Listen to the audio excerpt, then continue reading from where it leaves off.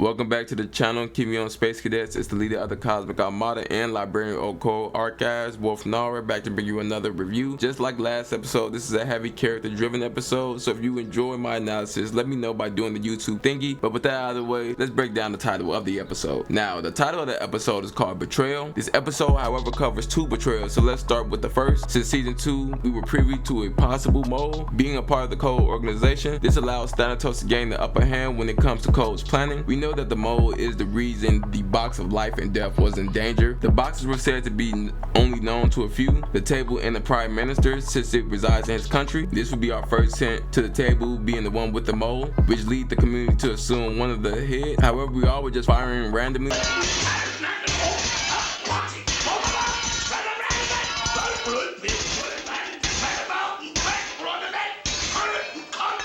I think the wildest take I heard was Nico was the mole. For me, I assume it was Joanne, which is the person responsible for KO.D E's funding due to her was wrong. This is a situation where Brent hit the mole in plain sight, with it being Handra or Hippie. I may not be too much of a fan for a straightforward name like Twin Snake to be a mole. However, he did hit us with a double face. The fact that we didn't question the meaning of his name at all, while also showing him more than any of the other KO.D heads besides Nico, was another one. This led us to a false sense of security for his character, even connecting himself to Sabito in front of Shay as well, allowing us as the reader to interpret him as an ally. So it was executed really well. Now, the second one refers to Rajani and her views on why she betrayed the people of Trinidad and colluded with Thanatos. Taking into account the brief history of Kimyos we spoke about last week, it makes sense why Rajani made the decision she did. However, this was a relatively straightforward episode title and a relatively straightforward episode as well. So let's discuss my thoughts on the episode. But keep in mind, I will be holding off on the Handra Hippie betrayal until next episode, since next episode covers the conversation with the table in its entirety. Now, one of the biggest topics of the episode is the Ishti family, which is technically the recorders of Kimyo history. Before we get into their history, let's talk about the layout of the land. Now, Shay walks into the environment of the Coliseum and the light complementing the green is amazing. There are even parts where the light from the outside interacts with the beams from the metallic material, and we see that Brent is also taking into account the shading of that light hitting that beam as well. Definitely fire. It seems the wall of the area are repeating, which may mean this may be the symbol of the Ishti family. Ilios makes him know that he feels weakened so much so that he's unable to pinpoint how many cursed objects are being held in this room. Since the verboten category can now be broken down as the complete curse application of both talents and talent object, Ilios makes note that the cursed chi is coming from the room, and it could be one object or several of them. Cursed chi can be deceptive. We can burn the very stones of the building to the ground. I love this line as well. You can see it connects to the environment, as the environment looks gorgeous. However, based on the Ishti family dealing, this glamorous Coliseum came through the sacrifice of their family. Rajani does mention the family members were tortured when their writings were discovered by kings, showing that the Coliseum aesthetic is to match the Ishti family members' sacrifice for the history of Kimyos to be intact. However righteous, each individual will be different for the family itself in regards to how they choose to be allowed to carry that history, where we see Rajani, who betrayed Kimyo Kai in order to save her family so they can continue to record Kimyo history, going to show the betrayal is deeply rooted in the structure of the Ishti family, because without their stories and records, Kimyo history will be lost in its purest form. We see Rajani state once Shay agrees to marry her that they will be able to write Kimyo history in their image, going to show the manipulative nature of the Ishti family, showing that although the environment is a testament to their sacrifice and that their success in recording while also manipulating history was a success as well. One thing that would be neat to tie them into the lore would be if the Ishti family came up under David's rule, where they could have been a council or a record keeper back then. This would solidify them in the foundation of Kimyo history. We then get a cursed object known as the Cyclops Seal. This was a ritualistic artifact that was lost through time, and if we take into account King David predating the Great Four Talents, it will make sense that this knowledge will be lost to humankind, but only known to the Ishti families due to their records. When the sign was first introduced, I thought it was amazing, reminding me of a seal that is ink drawn. The design is that of a Cyclops, but what's noteworthy is it is one of a Cyclops enraged. This seal offers the first sensory deprivation seal that we know in Ordeal, and this effect in Mahalil would mean even talents like Hasame will come under its effects, leading me to assume that Hasame automatic defense will be disrupted since Ilios' senses was. He says a dark cloud will eventually block my ability to communicate. The longer we stay in proximity, the harder it will be for you to discern my voice or use my power. As we can see, this dark cloud will be used to disrupt innate abilities like Mahalil's ability to see and Shay's ability ability to access Mahalil's talent. And for Hasame, it would be the same. Either Hasame could not manifest, and slowly it would become harder for his auto defense to activate and protect its host. Yeah, let me know how you think it will work for Kong's talent, since Anton has his own separate talent from Kong. Personally, I think Anton will not be able to sync, but due to him having the unbreakable wire as a talent, he will still have access to that. The next thing is regarding the ritual that was thought to be lost to time. We know that the great four talents are able to sense one another. Given Kevin's experience, he was able to sense Shay across the planet while he was hiding his chi, meaning that all great four talents was not privy to the Cyclops Seal knowledge being retained, showing that this seal hasn't been used since that initial battle with David. Also showing a passive side to the Ishti family that reflects the opposite of Rajani. How they can have such a powerful seal, but would rather keep such a dangerous secret, but instead chose to gain a political threshold. But the fact that they have this information will lead me to believe that the Battle of David was held to such significance, not only for the loss of soldiers on David's side, going to show that even the four great talents are not impossible to defeat, leading me to believe that the Ishti family originated on the opposite force of David. This eliminates them being David's ally due to Ilios not having knowledge of the seal's existence outside of that battle. Keep in mind, the seal is very fragile, where Ilios states they can burn everything, which as a result will halt the Cyclops Seal. I would love Brent to implement more of these type of ritualistic seals, where we can learn how weaker forces was able to compete with more powerful Kimyos in ancient times, especially since those Kimyos are stronger than modern day Kimyos. Seals like this essentially work as a quote-unquote Titan tech for ancient times, since it allows the opposite force to compete with Kings David and Ilios without having a great talent on their end. Another thing is that the seal was able to mask the chi of Widow's Night and Val's chi that is emanated from the fragment of Dothanil. Dothanil at its peak has chi equal to Ilios. Now the Cyclops Seal works on ancient talent. Since Rajani has been there at the Colosseum, that would mean Dothanil has been there a while in order for its chi to be masked. Knowing this information about the Cyclops Seal makes it more likely that the army that King David fought against did not have many Kimyos and rely on this seal and pure numbers to stall David. So let's discuss the elephant in the room,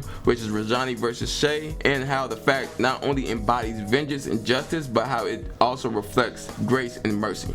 Now, the core of the episode is Rajani and her decision to continue to follow Thanatos, even at her own detriment. If provided with a chance to fight back or come peacefully after the genocide of a race in Trinidad, her reaction is appropriate, to be honest with you. It was one of the most human response in this situation. She remarks on how her family sacrificed to get in that very position, while also recounting the horrors that they have seen. Being tortured by kings, now considering what Verdun Duel said about killing Kimyos until the strongest survived, it would make sense if it was the case for the Ishti family as well. If Widow's Night curse is a generational curse talent passed down, once the first user was consumed and the talent reformed into its next host, they would be considered a strong Kimyo from that time period at least. We do not know if a cursed talent and regular talent go through the same saturation that Leif spoke of back in the How Heavy Is Your Hand chapter. Considering that Rajani makes a statement about her clan bearing the brunt of difficult king's rage for their recordings, showing that her family truly never had a voice, reflecting their powerlessness throughout history. So when Rajani says, I implore you to hear out our reasoning first, this shows that what she is doing is not out of selfishness to retain her power, but to secure the past and future of Kimyo, to have her family around to record such events. Now she pleads Shay to listen to them and consider their past before casting judgment, which reflects the statement Jesus said back in episode 145 about Shay casting the same judgment on the different degrees of evil. Now Rajani sees herself as a keeper of history, so she values the information history brings to the present, which is why she's saying Shay would not value her life. Keep in mind, her value to Thanatos was due to her position in the parliament, so Thanatos does not put any value in maintaining Kimyo history rather than creating his own. Faced with that reality, she had to put more value into her own life, since her family would provide more value as souls for Thanatos than in his army. Without Rajani, her family dies. Now I do want to spend some time talking about Shay and his disposition. Back in episode 137, Shay sees the names of those involved in the bombing, a hint of his rage during the meeting with Ross and the other KO.D e heads at the hidden KO.D e outpost. Now we see the same look of rage on his face when Rajani called the death of all of the Kimyos in Trinidad an oversight. This really shows the vision of some people can be dangerous. Rajani is drawing a similar ideology as Abel, where he is willing to sacrifice 90% of the human population in order to destroy all Kimyo kind, while Rajani is willing to sacrifice the Kimyo population of a larger island in order to allow her personal marginalized family to live in Thanatos' new age. This sacrifice is also reflective of the title of the chapter. Che carries a different rate than Rajani, which makes the line Rajani quoted from Val have so much impact. Val told Rajani that Che would disregard her and her family's importance in the history of Kimyo completely. Now in this moment, Che actually stays his blade, but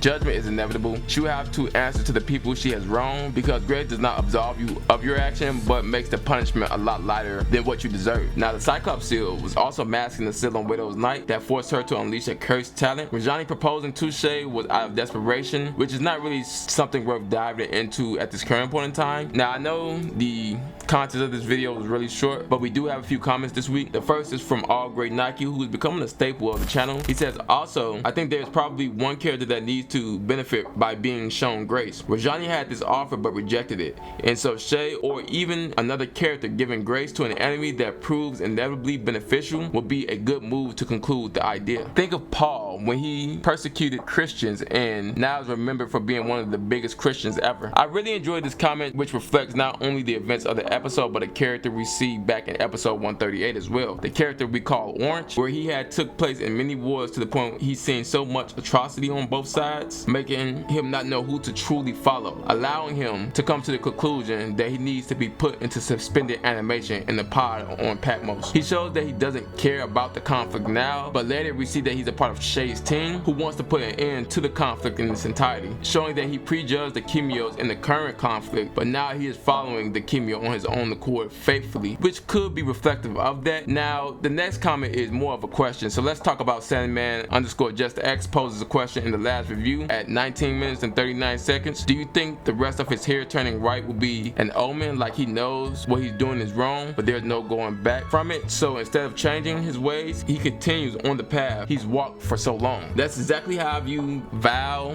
although we see the regret on his face back in the previous chapter while he was interacting with his enraged master. However, when fighting Kimyos who are opposing Thanatos' ideals, he taunts and often smiles, going to show his regret but also how much he endures in order to have his ideal world actualized. Even in his regret, he still ended many bloodlines of Kimyos, whether we consider the Heart Clan massacre or even his promise to stop the Hemlock Clan, causing that regret to mean so little due to the action that Vaal has shown throughout the series. So after being the conductor of death throughout the past 1,000 years, he may consider himself too far gone to be saved. Anyway, this is all I got for this review for this episode. If you enjoyed the episode, be sure to like, comment, and share the video. Keep in mind, we will be discussing the KO.D E portion in next week's episode. Enjoy your day, night, or evening, Space Cadets. It's your captain, signing off. Captain of the vessel, I'm the one that's got a seal. My energy can't move like I got shackles on my spirit.